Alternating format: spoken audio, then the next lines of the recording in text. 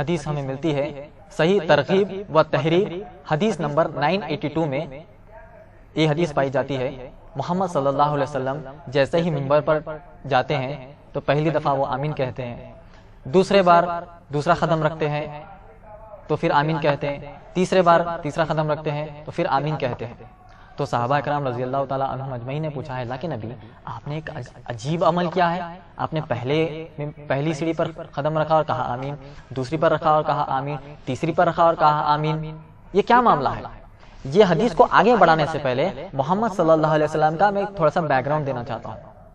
اللہ سبحانہ تعالیٰ نے اس قرآن مجید میں سورہ انبیاء سورہ نمبر 21 کی آیت نمبر 107 میں اللہ سبحانہ تعالیٰ نے کہا وَمَا أَرْسَلْنَاكَ إِلَّا رَحْمَةً لِلْعَالَمِينَ، اے نبی محمد صلی اللہ علیہ وسلم ہم نے آپ کو ساری انسانیت کے لیے رحمت بنا کر بھیجا ہے۔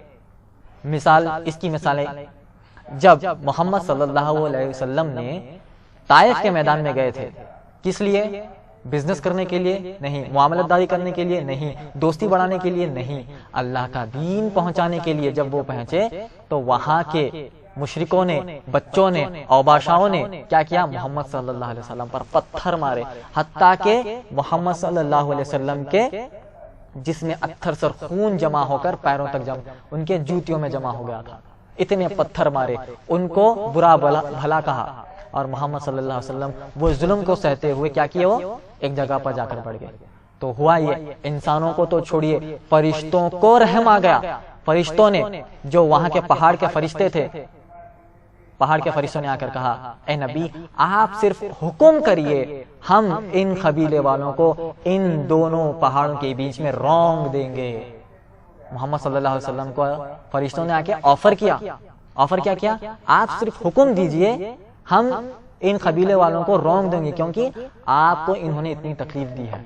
تو محمد صلی اللہ علیہ وسلم نے پلٹا کر یہ نہیں کہا کہ ٹھیک ہے کر دو، محمد صلی اللہ علیہ وسلم نے کہا نہیں، مجھے آج بھی امید ہے کہ ان میں سے کچھ ایسے لوگ آئیں گے جو اسلام قبول کریں گے۔ اور اگر آپ سیرت میں واقعہ پڑھتے ہیں تو جب فتح مکہ ہوئی تو اس قبیلے کے کئی سارے لوگ اسلام قبول کر محمد صلی اللہ علیہ وسلم کے ساتھ فتح مکہ میں موجود تھے۔ یہ ایک مثال ہو گئی محمد صلی اللہ علیہ وسلم کی رحمت کی۔ دوسری مثال، جب فتح مکہ ہوئی تھی تو صحابہ اکرام نے کہا آج تو وہ دن ہے کہ ہم گوشت کے لوتھڑے ہواؤں میں اڑائیں گے، ہم کعبے کی بھی عزت نہیں کریں گے، ہم کیا کریں گے؟ خون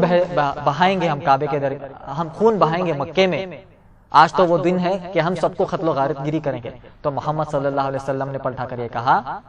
کہ آج تو وہ دن ہے کہ ہم ان پر رحمت برسائیں گے۔ کا مطلب یہ ہوا کہ اللہ سبحانہ تعالیٰ نے جو قرآن مجید میں کہا کہ محمد صلی اللہ علیہ وسلم رحمت ہے، محمد صلی اللہ علیہ وسلم نے اپنی زندگی میں پریکٹیکل اس کو کر بتایا۔ مگر وہ حدیث کیا ہے جہاں پر محمد صلی اللہ علیہ وسلم نے 3 بار آمین کہا؟ جب صحابہ اکرام رضی اللہ تعالیٰ عنہم اجمعین نے پلٹا کر پوچھا اللہ کے نبی آپ نے ایک عجیب عمل کیا ہے، تو محمد صلی اللہ علیہ وسلم نے پلٹا کر کہا جب میں پہلی سیڑھی پر اپنا قدم رکھا جبرائیل امین میرے پاس آئے اور انہوں نے ایک بدعا فرمائی، کہا کہ ہلاک ہو جائے وہ شخص جس نے اپنے بوڑھے ماں باپ کو پا لیا اور اس نے ان کی خدمت نہ کی۔ تو محمد صلی اللہ علیہ وسلم نے آمین کہہ دیا۔ اس کے بعد محمد صلی اللہ علیہ وسلم کو جبرائیل علیہ السلام نے پلٹا کر اور ایک چیز کہی کہ ہلاک ہو جائے وہ شخص جس نے محمد آپ کا نام سنا اور آپ پر درود نہ بھیجا، صلی اللہ علیہ وسلم نہ کہا۔ تو محمد صلی اللہ علیہ وسلم نے کہا اس پر آمین۔ تیسری بات جبرائیل علیہ السلام نے تیسری بات کہی ہلاک ہو جائے وہ شخص جس نے رمضان کو پا لیا اور اپنی مغفرت نہ کروا لی۔ تو محمد صلی اللہ علیہ وسلم نے کہا آمین۔ کا معنی یہ ہوا کہ اتنے رحمت والے نبی اس چیز پر آمین کہہ رہے ہیں۔ کا مطلب یہ ہے کہ یہ بہت سنگین چیز ہے، یہ بہت سیریس چیز ہے۔ رمضان ایک بہت سیریس چیز ہے جس میں ہم کو مغفرت کروا لینا ہی ہے اللہ سبحانہ تعالیٰ سے، گڑ گڑا کر اللہ سبحانہ تعالیٰ سے معافی مانگنی ہے، اپنے جتنے بھی گناہ ہیں اس کو یاد کرنا ہے، یاد کر اللہ سبحانہ تعالیٰ سے ہم گڑ گڑا کر معافی مانگے اور اللہ سبحانہ تعالیٰ سے ہم مغفرت طلب کر ہم جنت میں جانے کی اللہ سبحانہ تعالیٰ سے دعائیں کریں۔ تو حدیث پر اگر آپ غور فرمائیں گے تو اللہ سبحانہ تعالیٰ ہم مسلمانوں کو وہ بات کہہ رہے ہیں اللہ سبحانہ تعالیٰ نے مشرکوں کو بدوا نہیں دی طائف کے میدان میں، اللہ سبحانہ تعالیٰ نے فتح مکہ کے دوران مکے والوں کو بدوا نہیں دی، کہا کہ رحمت برسانی چاہیے، مگر ہم مسلمانوں کو اللہ کے نبی محمد صلی اللہ علیہ وسلم جب جبرائیل علیہ السلام نے اس بدوا کے بارے میں کہا تو محمد صلی اللہ علیہ وسلم نے آمین کہا۔ کا مطلب یہ ہے کہ محمد صلی اللہ علیہ وسلم ظالم نہیں ہے۔ اس بات کو لیتے ہوئے ہمیں یہ علم حاصل کرنا چاہیے اور ہمیں اپنے اندر حرارت بڑھانا چاہیے کہ اس رمضان المبارک کے مہینے میں ہم جتنا ہو سکے نمازوں کی پابندی کریں،